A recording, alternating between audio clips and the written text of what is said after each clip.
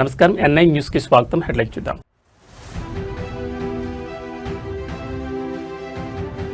నంద్యాలలో ఏపీ ప్రభుత్వం మెగా సంక్షేమ యజ్ఞం. 4 కోట్ల విలువైన అధునాతన పరికరాల పంపిణీ. వేల మందికి పైగా దివ్యాంగులు, వృద్ధులకు ఉచిత ఉపకరణాలు.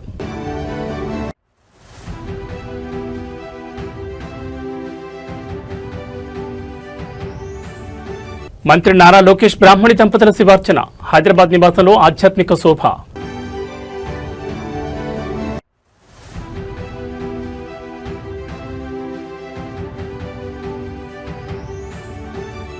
వరంగల్ వెళ్లనున్న జనసేనాని పవన్ కళ్యాణ్. మృత్యుతో పోరాడుతున్న చిన్నారి నిరంజన్ పరామర్శ.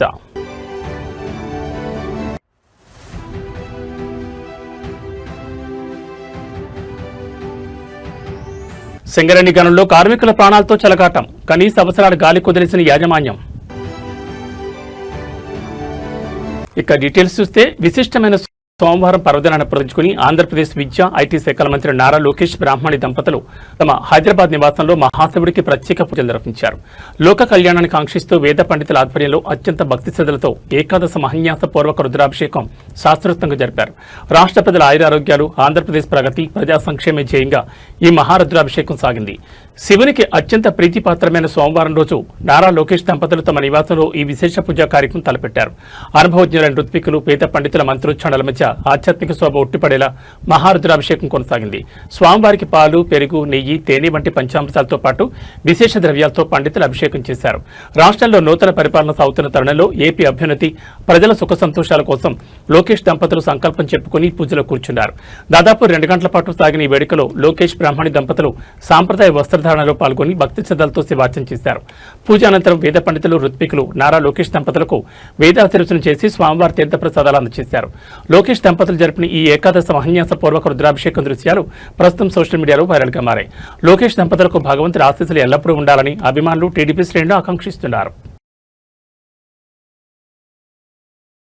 జనసేన అధినేత, ఆంధ్రప్రదేశ్ ఉప ముఖ్యమంత్రి పవన్ కళ్యాణ్ రేపు వరంగల్ జిల్లాలో పర్యటించనున్నట్లు సమాచారం అందుతోంది. ప్రాణాంతకమైన వ్యాధితో బాధపడుతూ మృత్యుతో పోరాడుతున్న నిరంజన్ అనే చిన్నారి చివరి కోరిక మేరకు ఆ బాలుని పరామర్శించి ధైర్యం చెప్పేందుకు పవన్ స్వయంగా వరంగల్ వెళ్లనున్నట్టు తెలుస్తోంది. ఇందుకు సంబంధించిన అధికారిక షెడ్యూల్ వెలువడనుంది. అయితే ఇటీవల తెలంగాణలో రేగిన స్థానికత వివాదం నేపథ్యంలో జనసేనాని వరంగల్ పర్యటన ఇప్పుడు రాజకీయ వర్గాల్లో తీవ్ర ప్రాధాన్యత సంతరించుకుంది. పవన్ కళ్యాణ్ అంటే కేవలం రాజకీయ నాయకుడే కాదు, ఆయనలోని మానవత్వానికి ఎన్నో సంఘటనలు నిదర్శనంగా నిలిచాయి. ఇప్పుడు వరంగల్ చెందిన నిరంజన్ అనే బాలుడు తీవ్ర అనారోగ్యంతో బాధపడుతూ తన అభిమాన నాయకుడు పవన్ కళ్యాణ్ ఒక్కసారైనా చూడాలని చివరి కోరికను వ్యక్తం చేశాడు. ఈ విషయం జనసేన దృష్టికి వెళ్లడంతో ఆయన తన బిజీ షెడ్యూల్ను పక్కన పెట్టి వరంగల్ వెళ్లేందుకు సిద్ధమైనట్లు పార్టీ వర్గాలు చెబుతున్నాయి. మరోవైపు ఇటీవల తెలంగాణ రాజకీయాల్లో పవన్ కళ్యాణ్ స్థానికత అంశంపై జరిగిన చర్చల నడుమ ఈ పర్యటన రాజకీయ రంగు పులుముకుంది. తెలంగాణలో జనసేన ఉనికిని చాటడమే కాకుండా క్షేత్రస్థాయిలో పార్టీని బలోపేతం చేసేందుకు పవన్ వ్యూహాలు రచిస్తున్నారు. ఇందులో భాగంగానే తెలంగాణలో ఇతర పార్టీల నుంచి కీలక నేతలను జనసేనలోకి ఆహ్వానించేందుకు, చేరికలను సమీక్షించేందుకు త్వరలోనే ఒక ప్రత్యేక జాయినింగ్స్ కమిటీని నియమించబోతున్నట్లు జనసేన కేంద్ర కార్యాలయం ప్రకటించింది. ఈ తరుణంలో పవన్ వరంగల్ పర్యటన రాజకీయంగా సరికొత్త సమీకరణాలకు దారితీసే అవకాశం ఉంది. తెలంగాణ ఆర్థిక వ్యవస్థకు వెన్నెముక నిచ్చిన సింగరేణి బొగ్గు గనుల్లో కార్మికుల కనీస అవసరాలను, భద్రతను యాజమాన్యం గాలి కుదిలేసిందనే సంచలన ఆరోపణలు వెలువెత్తున్నాయి. గడ్డపార పట్టి నల్ల బంగారాన్ని వెలికితీసే కార్మికులకు గనుల లోపల కనీసం తాగడానికి మంచినీరు కూడా అందించడం లేదని, ఇది ముమ్మాటికి మానవ హక్కుల ఉల్లంఘన కిందకి వస్తుందని కార్మిక సంఘాలు మండిపడుతున్నాయి. అంతర్జాతీయంగా గనుల్లో రక్షణ కోసం అత్యాధునిక సాంకేతికత వాడుతుంటే ఇక్కడ మాత్రం పాత పద్ధతులతో కార్మికుల ప్రాణాలను పణంగా పెడుతున్నారనే విమర్శలు వినిపిస్తున్నాయి. 100 అడుగుల లోతున ప్రాణాలను గుప్పెట్లో పెట్టుకుని పనిచేసే సింగరేణి కార్మికుల పట్ల ప్రభుత్వం, యాజమాన్యం నిర్లక్ష్య ధోరణి ప్రదర్శిస్తున్నాయనే ఆరోపణలు తీవ్ర దుమారం రేపుతున్నాయి. గనుల లోపల ఊపిరాడకుండా చేసే వాతావరణం ఉంటోందని, కనీస వెంటిలేషన్ ఏర్పాట్లు సరిగా లేకపోవడంతో కార్మికులు శ్వాసకోశ ఇబ్బందులతో సతమతమవుతున్నారని కార్మికులు ఆవేదన వ్యక్తం చేస్తున్నారు. ప్రపంచవ్యాప్తంగా మైనింగ్ రంగంలో కార్మికుల రక్షణ, ప్రాణవాయు సరఫరా కోసం digital technology, advanced ventilation systems ఉపయోగిస్తుంటే సింగరేణిలో మాత్రం దశాబ్దాల నాటి కాలం చెల్లిన పద్ధతుల్ని కొనసాగిస్తుండడంపై తీవ్ర విమర్శలు వినిపిస్తున్నాయి. గనుల్లోకి వెళ్లే కార్మికులకు తగినంత ఆక్సిజన్ అందించలేని దుస్థితిలో యాజమాన్యం ఉండడం శోచనీయమని ప్రతిపక్షాలు, కార్మిక సంఘాల నేతలు ధ్వజమెత్తుతున్నారు. తక్షణమే గనుల్లో తనిఖీలు చేపట్టి భద్రతా ప్రమాణాలు పెంచాలని డిమాండ్ చేస్తున్నారు. సింగరేణి కార్మికుల ప్రాణాలతో ఆడుకుంటున్న ఈ వ్యవహారంపై మానవ హక్కుల కమిషన్ కూడా జోక్యం చేసుకోవాలని కార్మిక శ్రేణులు కోరుతున్నాయి. మరి ఈ తీవ్ర ఆరోపణలపై సింగరేణి యాజమాన్యం మరియు ఇంధన శాఖ ఎలా స్పందిస్తాయో చూడాలి. ఇవాళ వస్తా ఉంటే గేట్ కాడ అడ్డుకున్నారు, నిన్న కూడా పోతా ఉంటే గేట్ కాడ అడ్డుకున్నారు. ఎందుకోసం అడ్డుకుంటున్నారంటే భయం పుట్టుకుంది ప్రభుత్వానికి. ఏంది, కార్మికులను సరిగా చూసుకోలేకపోతున్నారు. ఉన్న డబ్బులన్నీ కాంట్రాక్టర్లకు ఇస్తున్నారు.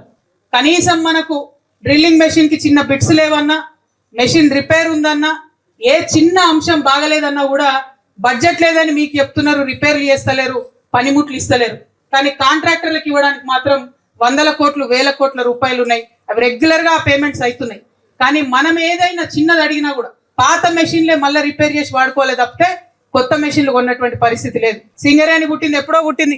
ఆనాడు ఎప్పుడో మైన్ లోపలికి గాలి వంచేటటువంటి ఆక్సిజన్ మెషిన్ వచ్చింది. ఆ మెషిన్లు ఇప్పుడు ప్రపంచవ్యాప్తంగా అత్యాధునిక టెక్నాలజీతోని అద్భుతంగా నడుస్తున్నాయి. కానీ మన దగ్గర మాత్రం అప్పుడెప్పుడో పెట్టిన మెషినే ఉంది. అంటే కనీసం గాలి కానీ నీరు కానీ ఇయ్యకపోతే ఇక యాజమాన్యం ఉంది ఎందుకు అని చెప్పి నేను అడుగుతా ఉన్నా.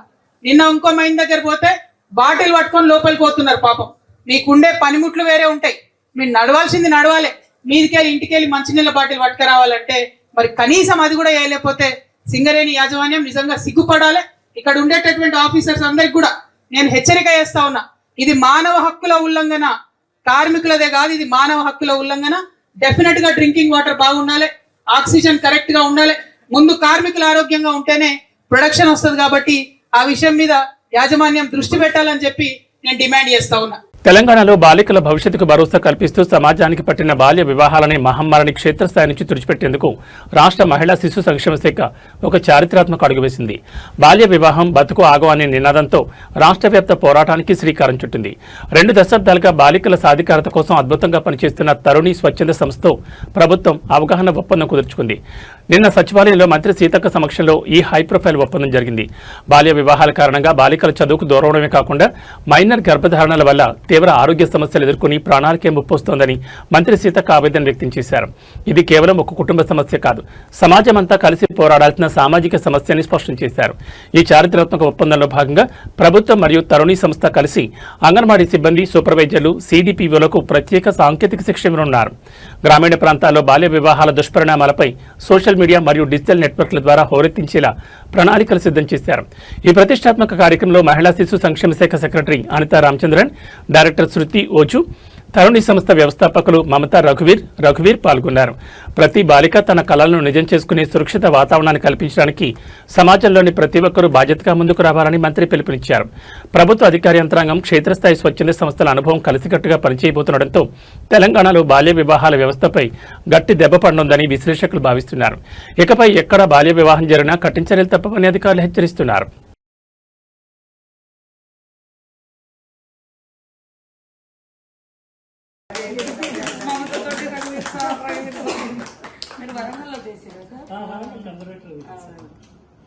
అది 2000 సంవత్సరంలో 2 ఏళ్లే చేశారు. తర్వాత నుంచి ఇంకా నేను అక్కడే పనిచేస్తాను కాబట్టి మేడం మిస్ అయ్యింది. భారత ఆర్థిక వ్యవస్థ వృద్ధి పథంలో దూసుకెళ్తున్నప్పటికీ అంతర్జాతీయ పరిణామాలు, దేశీయ వాతావరణ మార్పుల రూపంలో సరికొత్త సవాళ్లు ఎదురవుతున్నాయి. కేంద్ర ఆర్థిక మంత్రి నిర్మలా సీతారామన్ స్పష్టం చేశారు.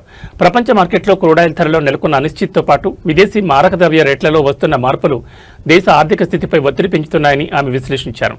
అయితే ఇటువంటి క్లిష్ట పరిస్థితులను ఎదుర్కొనేందుకు వీలుగా ప్రభుత్వం ముందస్తు వ్యూహాలతో సిద్ధంగా ఉందని ఆర్థిక మంత్రి భరోసా ఇచ్చారు. దేశ ఆర్థిక పురోగతిపై కేంద్ర ఆర్థిక మంత్రి నిర్మలా సీతారామన్ ఉన్నత స్థాయి సమీక్ష నిర్వహించి కీలక విషయాలు వెల్లడించారు.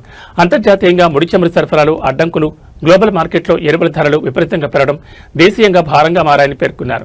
దీనికి తోడు ముడి పదార్థాల కొరత, దిగుమతుల్లో వస్తున్న అంతరాయాలు దేశీయ పరిశ్రమల ఉత్పత్తి వ్యయాన్ని పెంచుతున్నాయని ఆందోళన వ్యక్తం చేశారు. మరోవైపు దేశంలో ఈ ఏడాది నమోదవుతున్న తక్కువ వర్షపాతంపై కూడా ఆర్థిక మంత్రి ప్రత్యేకంగా ప్రస్తావించారు. తక్కువ వర్షపాతం వల్ల వ్యవసాయ రంగం దెబ్బతినే అవకాశం ఉన్నందున మార్కెట్లో ఆహార ధాన్యాల సరఫరాకు ఎక్కడా ఇబ్బంది లేకుండా చూస్తామన్నారు. దేశంలో ఆహార భద్రతను కాపాడేందుకు మరియు ధరలు నియంత్రణలో ఉంచేందుకు వీలుగా ప్రభుత్వం ఇప్పటికే తగినంత బఫర్ స్టాక్ను అత్యంత సిద్ధంగా ఉంచిందని నిర్మలా సీతారామన్ స్పష్టం చేశారు. గ్లోబల్ సవాళ్లు ఉన్నప్పటికీ అంతర్గత మార్కెట్ను బలోపేతం చేయడం ద్వారా వృద్ధి రేటును కాపాడుకుంటామని ధీమా వ్యక్తం చేశారు. అంతర్జాతీయ ఆర్థిక ఒడిదుడుకులను తట్టుకుంటూనే దేశీయంగా ద్రవ్యోల్బణాన్ని అదుపులో ఉంచేందుకు ఆర్థిక శాఖ రిజర్వ్ బ్యాంక్ ఆఫ్ ఇండియాతో కలిసి నిరంతరం పర్యవేక్షిస్తోందని మంత్రి తెలిపారు. కేంద్రం తీసుకుంటున్న ఈ ముందస్తు బఫర్ స్టాక్ చర్యలు దేశీయ మార్కెట్లకు పెద్ద బోరట్నిచ్చే అంశంగా ఆర్థిక నిపుణులు భావిస్తున్నారు.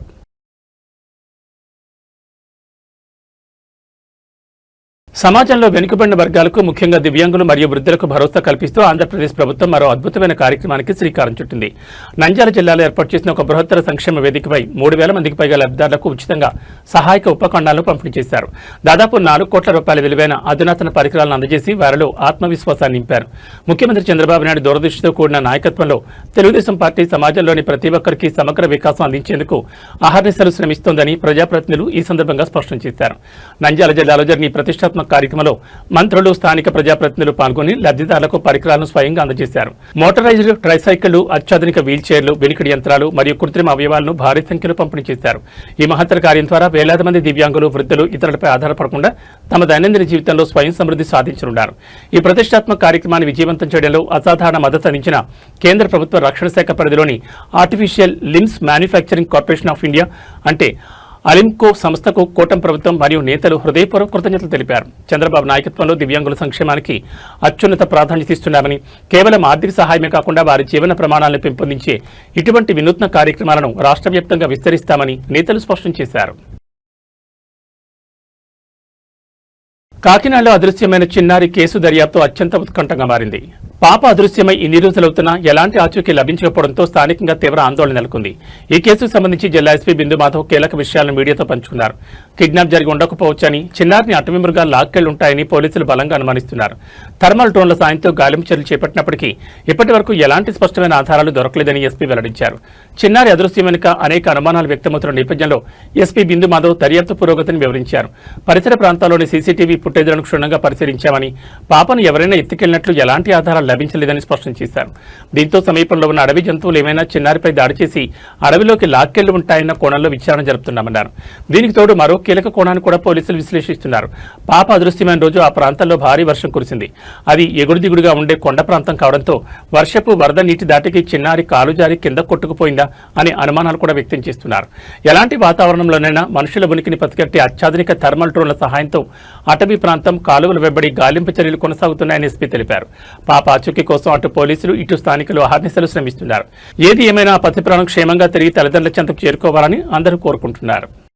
ప్లాన్డ్ అబ్డక్షన్ అనేది అవకాశం లేదు. పాప అంతటా పాప నడిచి వెళ్ళటం చూశారు కాబట్టి, అందరూ ఐ విట్నెస్లు ఉన్నారు కాబట్టి, పాసర్ బై ఎవరైనా తీసుకెళ్లారా అనేది కూడా ఎలిమినేట్ చేయట్లేదు. పాసర్ బై ఎవరైనా తీసుకెళ్తుంటే అది టెక్నికల్ అనాలిసిస్ తో వెరిఫై చేయడానికి ట్రై చేస్తున్నాం. సీసీ ఫుటేజ్ తీసుకున్నాము, ఐపీడీఆర్ తీసుకున్నాము, టవర్ డంపులు తీసుకున్నాము. ఇవన్నీ అనాలిసిస్ ఇస్ ప్యారలీ గోయింగ్ ఆన్.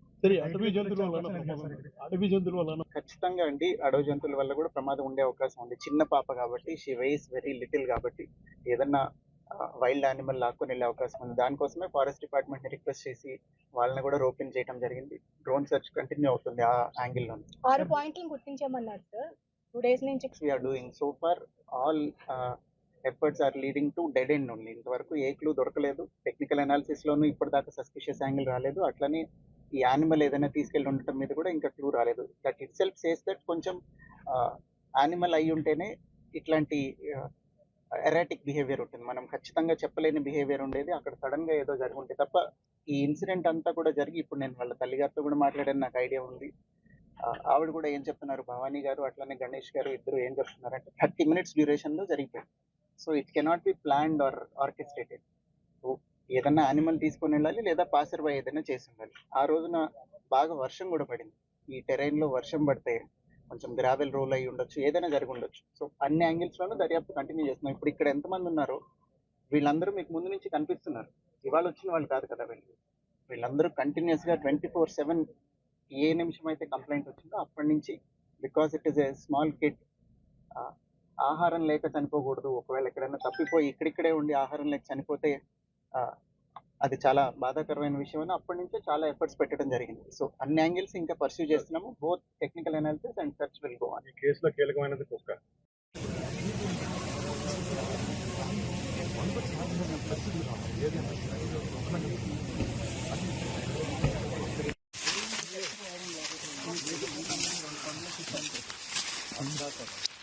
ఇక్కడ పాప సారీ సార్.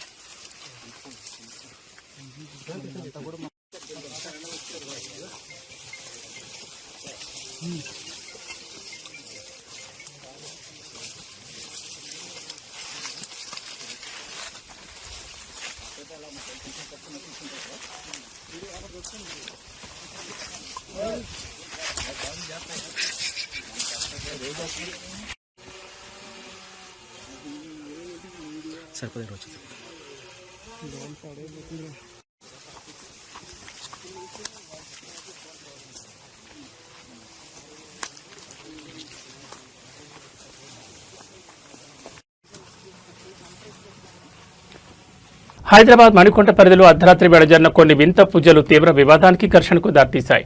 మణికొండ శివాజీ నగర్లో అమావాస్య రోజున ఒక ఇల్లే వేదికగా జరిగిన ప్రత్యేక పూజలపై చుట్టుపక్కల వారు తీవ్ర అభ్యంతరం వ్యక్తం చేశారు. ఇంటి ముందు నిమ్మకాయలు, కుంకుమ, పసుపు చల్లి భయానక వాతావరణం సృష్టించారని స్థానికులు ఆరోపించారు. ఈ క్రమంలో సదరు కుటుంబాన్ని ప్రశ్నించినందుకు రెండు వర్గాల మధ్య పెద్ద ఎత్తున వాగ్వాదం చోటు చేసుకుంది. అది కాస్త భౌతిక దాడికి దారితీయడంతో ఓ మహిళ ఎదురింటి వారి కళ్లలో కారం చల్లింది. మణికొండ శివాజీ నగర్లోని ఓ ఇంట్లో అమావాస్య రోజున అర్ధరాత్రి వేళ ప్రత్యేక పూజలు నిర్వహించారు. అయితే ఆ ఇంటి ముఖద్వారం వద్ద నడి రోడ్డుపై నిమ్మకాయలు, పసుపు, కుంకుమ చల్లడంతో స్థానికులు అది క్షుద్ర పూజలను భావించి తీవ్ర భయాందోళనకు గురయ్యారు. దీనిపై చుట్టుపక్కల వారు సదరు కుటుంబాన్ని నిలదీగా ఇరు వర్గాల మధ్య మాటా పెరిగి పెద్ద ఘర్షణగా మారింది. ఈ క్రమంలో తీవ్ర ఆగ్రహానికి గురైన పూజలు చేసిన కుటుంబానికి చెందిన ఒక మహిళ అమాంతం ఎదురింటి వారి కళ్లలో కారం చల్లినట్లు ఆరోపణలు వచ్చాయి. దీంతో స్థానికంగా తీవ్ర ఉద్రిక్తత నెలకొంది. సమాచారం అందుకున్న వెంటనే రాయదుర్గం పోలీసులు సంఘటనా స్థలానికి చేరుకుని ఇరు వర్గాలను చెల్లాచెదురు చేసి పరిస్థితిని అదుపులోకి తెచ్చారు. బాధితుల ఫిర్యాదు మేరకు రాయదుర్గం పోలీస్ స్టేషన్లో కేసు నమోదు చేశారు. అమావాస్య రోజున జరిగిన ఈ ఘటనతో మణికొండ పరిసర ప్రాంతాల్లో కొద్దిసేపు అలజడి రేగింది. అసలు వారు చేసింది క్షుద్ర పూజల లేక వ్యక్తిగత నమ్మకాలతో చేసిన సాధారణ పూజల అనే కోణంలో పోలీసులు దర్యాప్తు చేస్తున్నారు. కళ్లలో కారం చెల్లిన మహిళపై గొడవకు కారణమైన వారిపై చట్టపరమైన చర్యలు తీసుకుంటామని రాయదుర్గం పోలీసులు స్పష్టం చేశారు.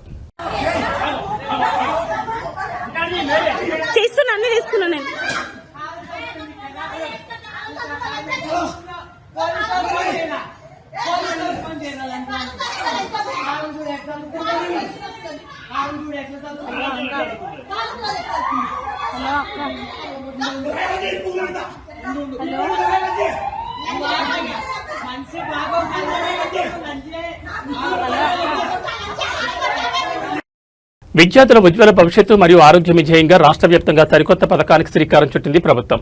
బడిపిల్లల్లో పౌష్టికాహార లోపాన్ని నివారించి వారిని ఆరోగ్యంగా తీర్చిదిద్దేందుకు వీలుగా ప్రభుత్వ పాఠశాలలో బ్రేక్ఫాస్ట్ మిల్క్ పథకాన్ని అధికారికంగా ప్రారంభించారు. ప్రీ ప్రైమరీ నుండి 12వ తరగతి వరకు చదువుతున్న లక్షలాది మంది విద్యార్థులకు ప్రతిరోజు ఉదయం పాఠశాల ప్రారంభ సమయంలోనే రుచికరమైన అల్పాహారంతో పాటు పాలు లేదా రాగి జావ అందించనున్నారు. ఇందుకు సంబంధించిన రోజువారీ పోషకాలతో కూడిన వారాంతపు స్పెషల్ మెనూ కూడా విడుదలైంది.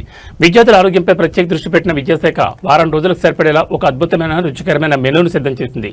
ఇకపై ప్రతి సోమవారం విద్యార్థులకు దోశ, చట్నీ లేదా చపాతీ కూరతో పాటు చిక్కటి పాలు అందిస్తారు. మంగళవారం రోజున చిరుధాన్యాలతో చేసిన మిల్లెట్ ఇడ్లీ, సాంబార్తో పాటు బలాన్నిచ్చే రాగి జావ ఇస్తారు. బుధవారం పిల్లలకు ఇష్టమైన పూరి, ఆలు కుర్మాలతో పాటు పాలు సరఫరా చేస్తారు. అలాగే గురువారం మళ్లీ మిల్లెట్ ఇడ్లీ, సాంబార్ మరియు రాగి జావ, శుక్రవారం రోజున వేడివేడి మిల్లెట్ ఉప్మా లేదా పొంగల్ చట్నీతో పాటు పాలు అందిస్తారు. ఇక వారం చివరి రోజున శనివారం నాడు కరకరలాడే 2 బోండాలు చట్నీతో పాటు రాగి జావను మెనూలు చేర్చారు. క్లుప్తంగా చెప్పాలంటే వారంలో సోమవారం, బుధ, శుక్రవారంలో పాలిస్తుండగా మంగళ, గురు, శనివారంలో ఎముకల పుష్టికి మేలు చేసే రాగి జావను అందించనున్నారు. ఈ సరికొత్త పౌష్టికాహార విందుపై విద్యార్థులు, వారి తల్లిదండ్రులు హర్షం వ్యక్తం చేస్తున్నారు. పాఠశాలలో అందించే అల్పాహార నాణ్యతను నిరంతర పర్యవేక్షించేందుకు విద్యాశాఖ ప్రత్యేక అధికారులతో కూడిన కమిటీలను ఏర్పాటు చేస్తుంది. ఆహార తయారీలో ఎక్కడ శుభ్రత లోపించకుండా మెనూ ప్రకారం ఖచ్చితంగా వడ్డించాలని హెచ్చరించింది. ఈ పథకం ద్వారా బడుల్లో డ్రాప్అవుట్స్ తగ్గి విద్యార్థుల హాజరు శాతం గణనీయంగా పెరుగుతుందని విద్యా నిపుణులు అంచనా వేస్తున్నారు.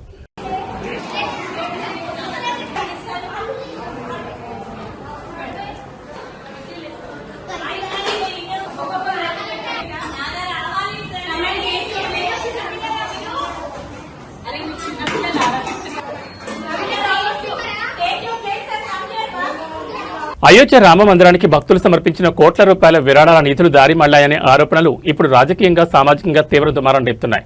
విరాళాల లెక్కింపు సిబ్బంది అక్రమాలకు పాల్పడ్డారంటూ స్థానిక బీజేపీ నేతలతో పాటు ప్రతిపక్షాలు పెద్ద ఎత్తున విమర్శలు గుప్పిస్తున్నాయి. ఈ వ్యవహారంపై బీజేపీ మాజీ ఎంపీ బ్రిజ్భూషణ్ శరణ్ సింగ్ చేసిన వ్యాఖ్యలు మరింత ఆజ్యం పోస్తాయి. ఈ నేపథ్యంలో శ్రీరామ జన్మభూమి తీర్థక్షేత్ర ట్రస్ట్ అభ్యర్థన మేరకు ఉత్తరప్రదేశ్ ముఖ్యమంత్రి యోగి ఆదిత్యనాథ్ ఉన్నత స్థాయి త్రిసభ్య ప్రత్యేక దర్యాప్తు బృందాన్ని ఏర్పాటు చేశారు. అయోధ్య రామ మందిర కానుకల పెట్టెల్లోని నిధులు దుర్వినియోగమయ్యాయనే అంశంపై లక్నో డివిజనల్ కమిషనర్ విజయ్ విశ్వాస్ పంత్ నేతృత్వంలోని సిట్ బృందం నిన్ననే అయోధ్యకు చేరుకుని దర్యాప్తును తీవ్రతరం చేసింది. మందిరంలోని సీసీటీవీ విజువల్స్ తో పాటు గత కొన్ని సంవత్సరాల ఆర్థిక రికార్డులను అధికారులు పరిశీలిస్తున్నారు. ఇప్పటికే దాదాపు 42 మంది సిబ్బందిని, బ్యాంకు ఉద్యోగులను అధికారులు సుదీర్ఘంగా విచారించారు. మరోవైపు ఈ కుంభకోణం వెనుక బడా నేతలున్నారని బీజేపీ మాజీ ఎంపీ బ్రిజ్భూషణ్ శరణ్ సింగ్ ఆరోపించారు. నిధులు ఎలా దారి మళ్లాయో నాకు తెలుసు, కానీ ఇప్పుడు నిజం చెప్తే నేను ఇబ్బందుల్లో పడతాను, ఎందుకంటే అవతలి వాడు చాలా శక్తివంతమైన వారు అంటూ ఆయన చేసిన వ్యాఖ్యలు కలకలం రేపుతున్నాయి.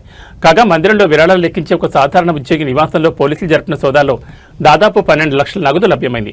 నెలకు కేవలం 20,000 లోపు జీతం తీసుకునే సదరు సిబ్బంది ఈ మధ్య కాలంలోనే ₹1,50,00,000 విలువైన భూమిని కొనుగోలు చేయడం, లెక్కింపునకు ముందు తర్వాత వారి ఆర్థిక పరిస్థితి పూర్తిగా మారిపోవడంతో ఈ నిధుల చోరీ నిజమేనని స్థానికులు బలంగా నమ్ముతున్నారు.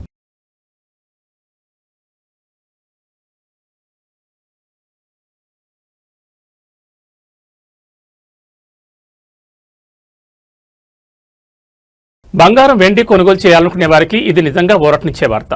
గత కొన్ని రోజులుగా అకాతమీ హద్దుగా దూసుకెళ్తున్న పసిడి ధరలు హైదరాబాద్ బులియన్ మార్కెట్లో ఇవాళ ఒక్కసారిగా కిందకు దిగివచ్చాయి. అటు అంతర్జాతీయ మార్కెట్ ప్రభావంతో ఇటు స్థానిక మార్కెట్లో వెండి ధర భారీగా పతనమైంది. కేజీ వెండిపై ఏకంగా ₹5,000 తగ్గడంతో కొనుగోలుదారులు హర్షం వ్యక్తం చేస్తున్నారు. దీంతో పాటు వివాహాది శుభకార్యాల సీజన్లో 22 మరియు 24 క్యారెట్ల బంగారం ధరలు కూడా స్వల్పంగా తగ్గుముఖం పట్టాయి.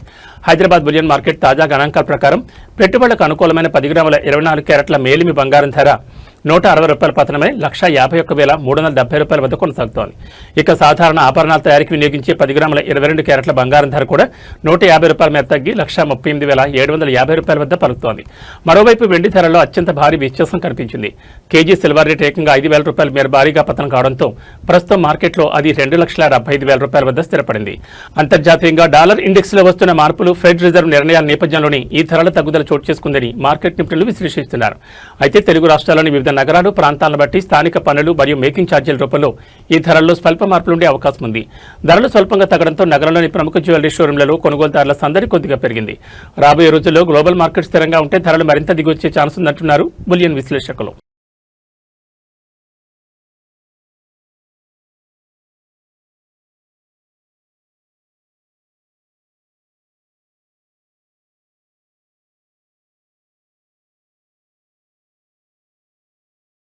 ఇక వాతావరణ విషయానికి వస్తే తెలంగాణ ప్రజలకు వాతావరణ శాఖ డబుల్ అలర్ట్ జారీ చేసింది. రాష్ట్రంలో ఇవాళ వాతావరణం విచిత్రమైన వరకు తీసుకున్నది. పగటిపూట భానుడు తన ప్రతాపం చూపించనుండగా రాత్రి వేళలో వరుణుడు చల్లబరచనున్నాడు. రాష్ట్రంలోని పలు జిల్లాల్లో ఇవాళ ఎండలు దంచుకొడతాయని, ముఖ్యంగా ఉత్తర, తూర్పు తెలంగాణ ప్రాంతాల్లో ఉష్ణోగ్రతలు 42 డిగ్రీల వరకు నమోదయ్యే ప్రమాదం ఉందని వాతావరణ శాఖ నిపుణులు హెచ్చరిస్తున్నారు. అయితే ఇదే సమయంలో సాయంత్రం లేదా రాత్రి వేళలో రాష్ట్రంలోని పలు ప్రాంతాల్లో ఉరుములు, మెరుపులతో కూడిన వర్షాలు కురిసే అవకాశం ఉందని అంచనా వేశారు. వాతావరణ నిపుణుల అంచనా ప్రకారం ఇవాళ పగటిపూట ఎండ తీవ్రత చాలా ఎక్కువగా ఉండబోతోంది. ముఖ్యంగా నార్త్ మరియు ఈస్ట్ తెలంగాణ జిల్లాలో ఎండలు తీవ్ర రూపం దాల్చనున్నాయి. ఇక్కడ పాదరసం 40 నుంచి 42 డిగ్రీల సెల్సియస్ వరకు వెళ్లే ఆస్కారం ఉంది. అటు రాజధాని హైదరాబాద్లో సైతం ఉదయం నుంచే ఎండ తీవ్రత మొదలైంది. ఇవాళ నగరంలో గరిష్టంగా 38 డిగ్రీల వరకు ఉష్ణోగ్రత నమోదయ్యే ఛాన్స్ ఉంది. ప్రజలు మధ్యాహ్నం వేళలో అత్యవసరమైతే తప్ప బయటకు రాకూడదని వైద్యాధికారులు సూచిస్తున్నారు. అయితే ఈ తీవ్రమైన వేడి కారణంగా స్థానికంగా ఏర్పడే ఉపరితల ఆవర్తనం వల్ల సాయంత్రానికి వాతావరణం చల్లబడింది. ఉత్తర, పశ్చిమ, తూర్పు తెలంగాణలోని పలు ప్రాంతాల్లో సాయంత్రం లేదా రాత్రి కొద్దిసేపు వర్షాలు పడతాయని నిపుణులు చెబుతున్నారు.